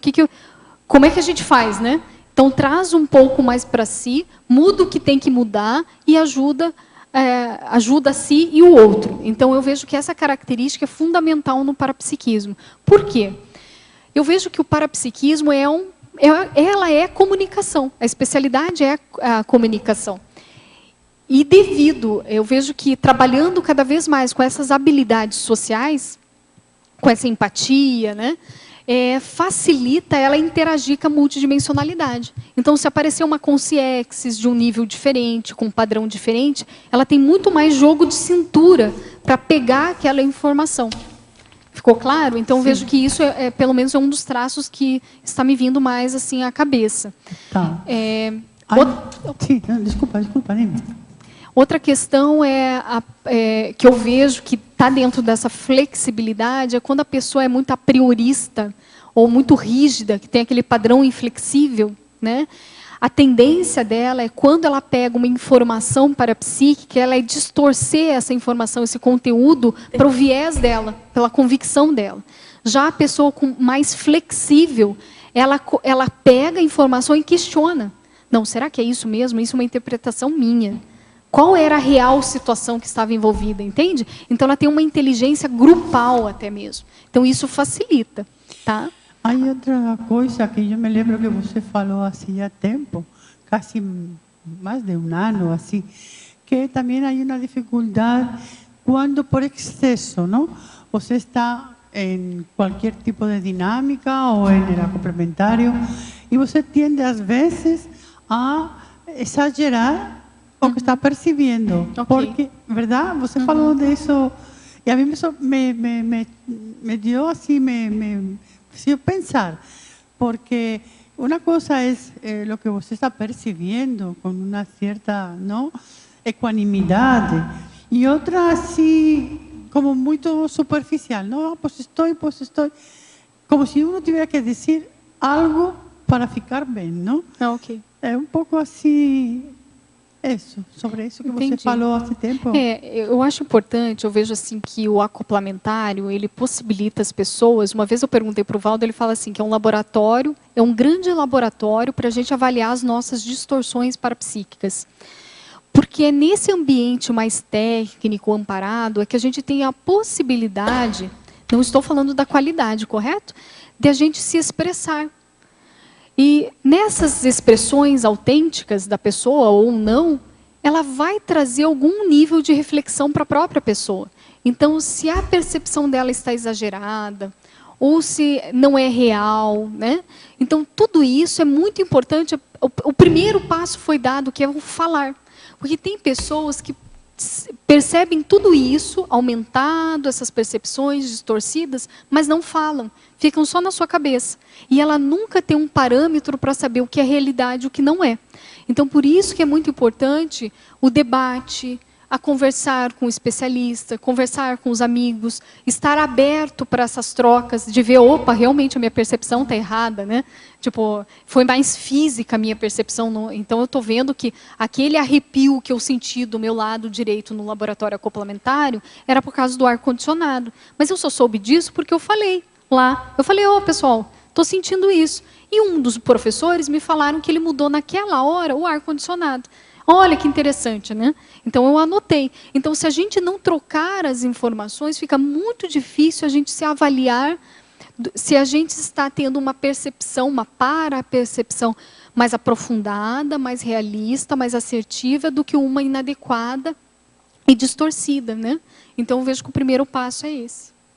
Agora, na fatologia, terceira linha, você poderia falar sobre o travão da vontade? É aquela pessoa que ela não tem mais vontade para tentar, para ousar, para mudar.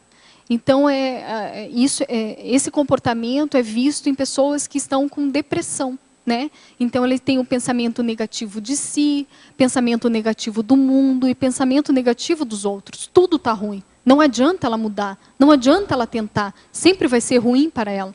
Então, essa forma negativa, patológica de pensar, diminui a vontade da pessoa. Então, ela não está mais injetando gasolina, está faltando um posto de gasolina, né, para a pessoa. Então, é nesse sentido. A gente e é importante, porque, às vezes, nos deparamos com pensamentos negativos, que não é depressão, correto? Mas são negativos já num nível de nos comprometer, né, é um nível de comprometer as nossas ações, de comprometer a nossa motivação, a nossa vontade e assim por diante. Então, vale a pena cortar no início, né? A gente ter técnicas para cortar isso, fazer a profilaxia, né? Agora, na terceira linha também, você poderia aprofundar a postura íntima vitimizada, evidenciada no discurso "nunca sinta as energias"? Então, colocando aqui um resumo, né? Então, essas sentenças absolutistas que a gente fala, né? Nunca sinto, jamais sentirei, sou isso, né? Sou um fracasso, sou um burro, sou não sei o quê. Então, vocês estão vendo? É tudo absolutismo mesmo, né? Não tem meio termo. Tem várias síndromes, né? Você colocou na sindromologia. Isso, é perfeito. Então, essas sentenças que a própria pessoa gera e faz uma autolavagem cerebral para ela acreditar que ela não vale mesmo, que ela não tem competência, ou que ela não sente, óbvio, se ela está acreditando naquilo, vai acontecer aquilo, porque ela não vai gerar movimentos ao contrário do que ela está pensando, né? Então acaba reforçando cada vez mais essa atitude. E isso é uma auto-vitimização, correto? Para reverter isso, como é que a gente faz para quebrar? Primeiro, identificando esse pensamento que está vitimizador, né, depreciador de si mesmo, e fazer aqueles diálogos socráticos que eu coloquei aqui. Me prova, Lilian. Então, para você mesmo, vocês falam, né, para vocês mesmos. Me prova, Everaldo, ou me prova, né, fulano, que eu sou incompetente nisso. Liste, para você mesmo. Então, vocês vão atuar como advogados de vocês mesmos, mas sempre embasados em fatos, né?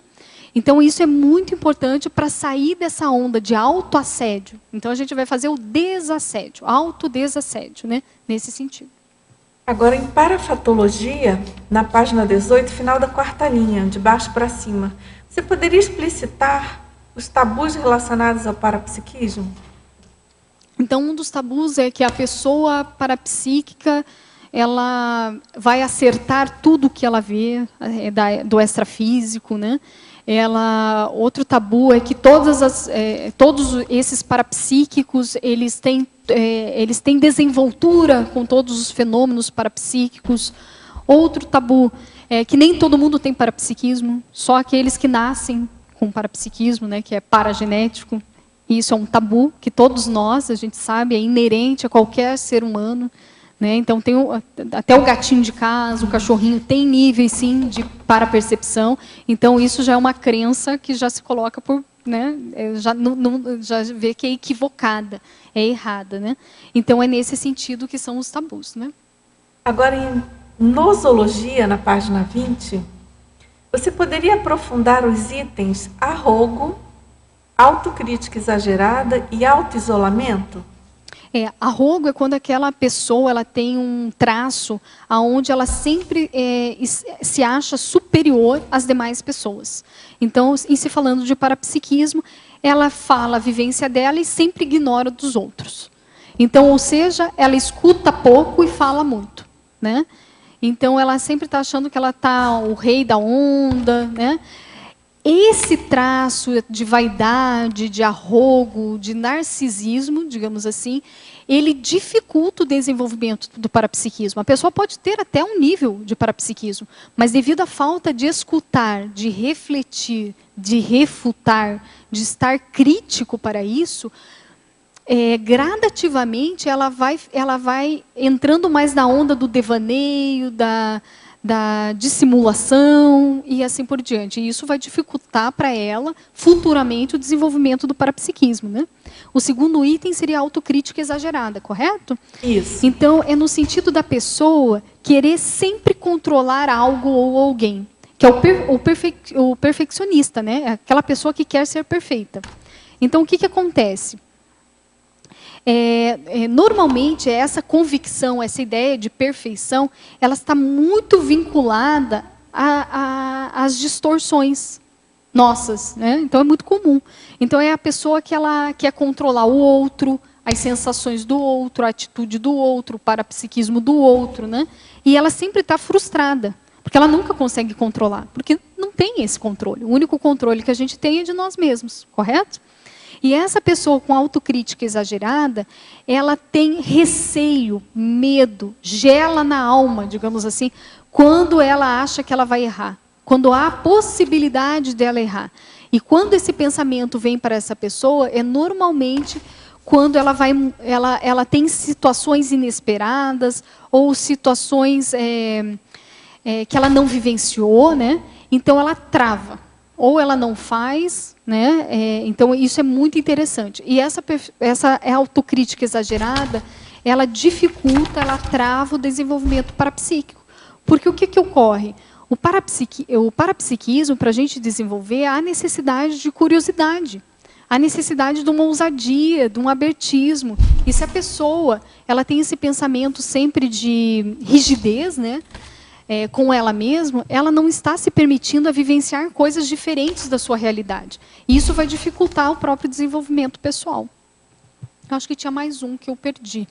O autoisolamento. Então, é a pessoa que se isola, ou seja, aquela pessoa que tem algumas vivências parapsíquicas, mas ela não coloca num grupo para debater, ela não escreve um verbete, ela não coloca a sua vivência, a sua experiência para as demais pessoas, né? Ela só isola-se.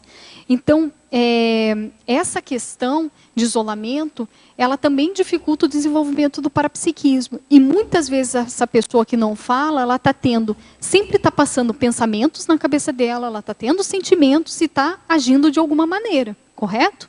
Isso é inevitável.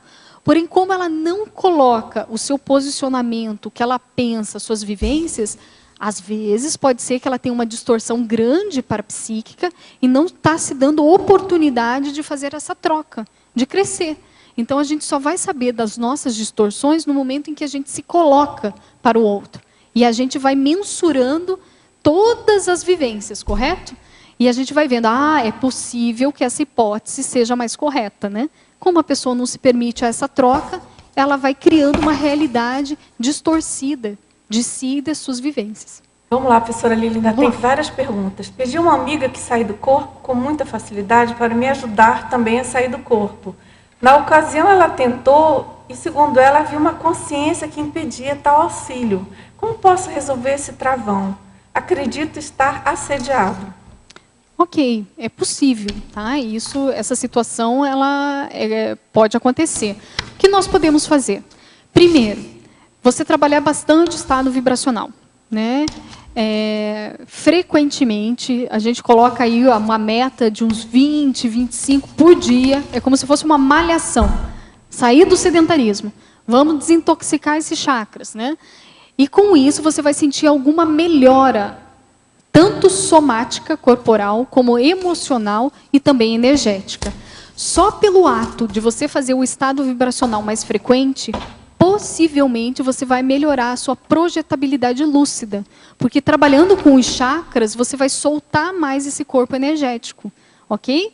E com esse desassédio que você está fazendo, possivelmente você vai ter oportunidade aí de fazer uma atuação mais bem sucedida extrafisicamente.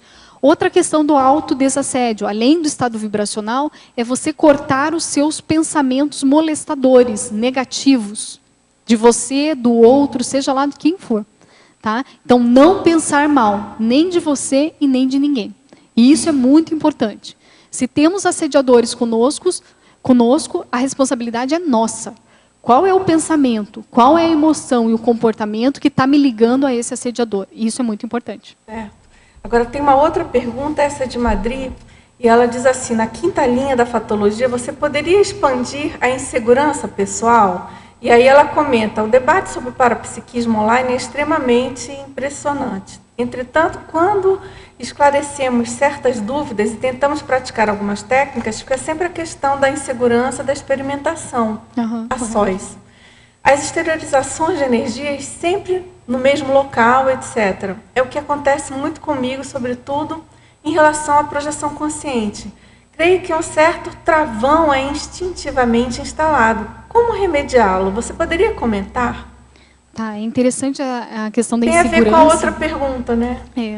Então, e ela está em Madrid, é isso? Madrid. O importante, eu vejo assim, que o ideal é você começar, claro, trabalhar muito as energias, principalmente que eu sei que Madrid tem, o local é difícil, né? Tem poucas pessoas também hoje, né? Dentro da própria... Agora, ela tem uma pergunta que complementa, eu vou ler, porque aí acho que faz aquele pacote. Ela diz que ela pergunta também sobre a autossuficiência energética obtida através da consciência terapia. E ela pergunta para você quais tipos de cursos e ferramentas você sugeriria para ela desenvolver o parapsiquismo para alguém que planeja passar uma semana no CAEC. Entendeu? Excelente. Então, aí já... Opções, então, aqui. Eu acho que eu vou dar as opções que tem a ver com a tua primeira questionamento. Em segurança pessoal, ela está buscando a autossuficiência e vem para cá. Então, para trabalhar em segurança, ter autossuficiência energética e parapsíquica, né? E você vindo para Foz, opa, estamos com tudo, né? Então, quais são as ferramentas? O que eu vejo? Primeira coisa, marcar a consciencioterapia, você fazer regular. Então, quando você vir um intensivo, né? Então, você pode entrar lá na OIC e tentar agendar isso quanto antes, não deixa para a última hora, já faz isso de uma maneira mais planejada, porque tem muitas pessoas, né, nesse fluxo da consciencioterapia. Outra questão é investir em cursos de campo, você estando aqui, pode ser o acoplamentário, pode ser o curso 40 manobras da CIP, né, dinâmicas parapsíquicas que nós temos tanto no CAEC, na OIC, e, enfim, temos mais de 20 dinâmicas parapsíquicas que você pode aí fazer um planejamento, né, associando sempre consciencioterapia dinâmica, algo energético que você escolheu, e a imersão que eu coloco nas mini tertúlias, tá, ou tertúlias, e, digamos assim, um investimento nos laboratórios do CAEC. O que nós estamos trabalhando aqui? Reflexão dos laboratórios, você com você mesmo, a questão de você malhar, fazer um condicionamento energético nas dinâmicas, 40 manobras ou acoplamentário, e a refutação com outras pessoas, principalmente técnicas, que são os consciencioterapeutas. Isso vai dar para você uma base que provavelmente você vai diminuir a tua insegurança pessoal e vai construir metas para você trabalhar lá em Madrid, a sua projetabilidade, o seu parapsiquismo de uma forma mais segura, né, mais com autossuficiência. Agora, professora Lilian, como eliminar o emocionalismo gerado em algumas consciências durante as percepções parapsíquicas mais contundentes? Olha, eliminar a emoção dos outros é difícil. O que a gente pode fazer é eliminar as nossas. Tá? Eu vejo que o que a gente pode fazer é dar o exemplo. Tá? E esse exemplo é nós reagirmos de uma maneira mais racional, sempre questionando, não dando respostas prontas para as pessoas, é fazer elas pensarem por elas mesmas, né? E diante de um grupo que esteja comovido emocionalmente, é fazer reflexões, gerar o quê? Perguntas, fatos, né? E trazer mais para essa racionalidade. Eu acho que isso que é o importante. Agora, tem 2 avisos aqui. Um da Editares, ele avisa, então, que o site da Editares está em obras, vamos dizer assim, manutenção. E tem previsão de voltar ainda essa semana. Mas, de todo modo, para aquele teletertuliano e outros que têm interesse em ter acesso aos livros gratuitos, é só enviar um e-mail para editares@editares.org, tá certo? Foi aquele tertuliano da Colômbia, que a gente deu a dica para ele baixar os livros, né? E tem um outro aviso da Conscius, coordenação da Conscius. Essa informação aqui é mais especificamente para aquela teletertuliana da Alemanha, mas eles informam então que o curso Conscienciograma Sem Drama, que vocês citaram, vai ter a versão em inglês, e o início vai ser em 8 de junho, 8/6, junho. E duração de 6 meses, sempre aos domingos. E o pré-requisito é um curso básico de Conscienciologia. Você pode, então, obter mais informações pelo e-mail conscius@conscius.org.br. Mesmo que você não tenha possibilidade de fazer esse, talvez, não sei se você tem o curso básico, já fica aí a dica para você entrar em contato aí, quem sabe, até já fazer esse mesmo. Lúcia, posso fazer um convite rapidinho? Claro. Eu estou dando um curso que é o acoplamento energético, vai estar em São Paulo, em São José dos Campos, no dia 30 de maio, junto com o professor Guilherme Kunz. E a gente estruturou um curso prático para todas as pessoas interessadas em desenvolver os seus talentos, habilidades, descobrir o perfil parapsíquico. Então, a gente estruturou esse curso justamente para isso. Então, quem tiver motivação, estiver próximo a São Paulo ou morando em São Paulo, vale a pena fazer o curso. Tá? Então, é 30 de maio, é um curso totalmente prático e que a gente vai dar aí uma preceptoria, vamos trocar ideias em relação a esses talentos e habilidades parapsíquicas. Vai ser aonde, Lilian? Vai ser em São José dos Campos, São Paulo. Tá? E para quem tem interesse, qual é o contato? O contato é o IIPC de São Paulo. Tá? Vocês podem entrar no site do IIPC. Deixa eu pegar aqui. São Paulo, o telefone, né? O DDD é 11 3287 9705. O e-mail é sampaulo@iipc.org. Tá? Então, lá vai ter professores que podem auxiliar, dar mais informações e assim por diante. Opa, deixa eu repetir.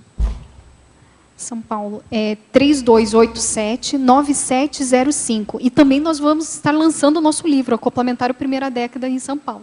Ah, nessa mesma Isso, ocasião? nessa mesma ocasião. Ai, que bom, muito bom. Parabéns já, de antemão, por mais um lançamento em São Conto Paulo. com vocês para a gente refutar mais, Claro. aprender mais sobre essa área.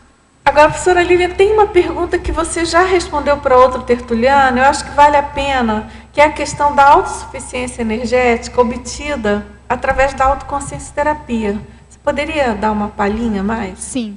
Então, através dessas ferramentas que a consciencioterapia nos fornece, né? Que é o quê? É pensar sobre você mesmo, como você funciona, os teus travões emocionais, cognitivos, parapsíquicos também. Essas técnicas, os consciencioterapeutas, eles vão, digamos assim, oferecer a ferramenta adequada para o evoluciente, compreende? Então, é como se fosse um medicamento, uma homeopatia, né? Então, você está com o travão X, eles vão auxiliar você a pensar sobre o seu problema e, conjuntamente com você, vão fazer uma estratégia evolutiva para você superar isso, tá? Mas, para isso, para tal, é necessário o quê? Abertura sua, despojamento, né? Franqueza, para trabalhar com esses aspectos mais nosográficos que todos nós possuímos, né? Mas vale a pena essas técnicas consciencioterápicas, ok? Muito bom. Nosso tempo está aqui esgotado. Nós agradecemos muito a participação de todos vocês, tertulianos, teletertulianos, a professora Lilian, em especial. Aguardamos aí os próximos verbetes, tá certo? E vamos então aos nossos anúncios tarísticos. Obrigado. As pontuações da tertúlia de hoje são 20 assinaturas no livro de presença, 10 perguntas presenciais e 24 perguntas respondidas online. Hoje nós temos um recado. A Mercedes com a segunda jornada internacional de conscienciometrologia. Hola a todos, tertulianos y teletertulianos. Es con mucha ilusión que invito a todos vosotros, en nombre de la Concius, a la segunda jornada internacional de concienciometrología que va a tener lugar los días 4, 5 y 6 de julio de este año en el discernimiento Foz do Iguazú. Para mayor información pueden visitar nuestro site www.concius.org.br. Pueden contactar con nosotros también por email jornada@concius.org.br y también en periodo vespertino, horario de Brasilia, al teléfono 55, código de Brasil, 45, código de Foz do Iguazú. Al teléfono 21 02 14 60. La jornada promete, no se lo pierdan. Se encontrarán con la concienciometría desde varios puntos de vista a través de la experiencia de los pesquisadores y conferenciantes dentro de un camino de armonización intraconsciencial. Para todos aquellos que quieran mudar de nivel evolutivo, estamos de brazos abiertos. Esperamos para vocês.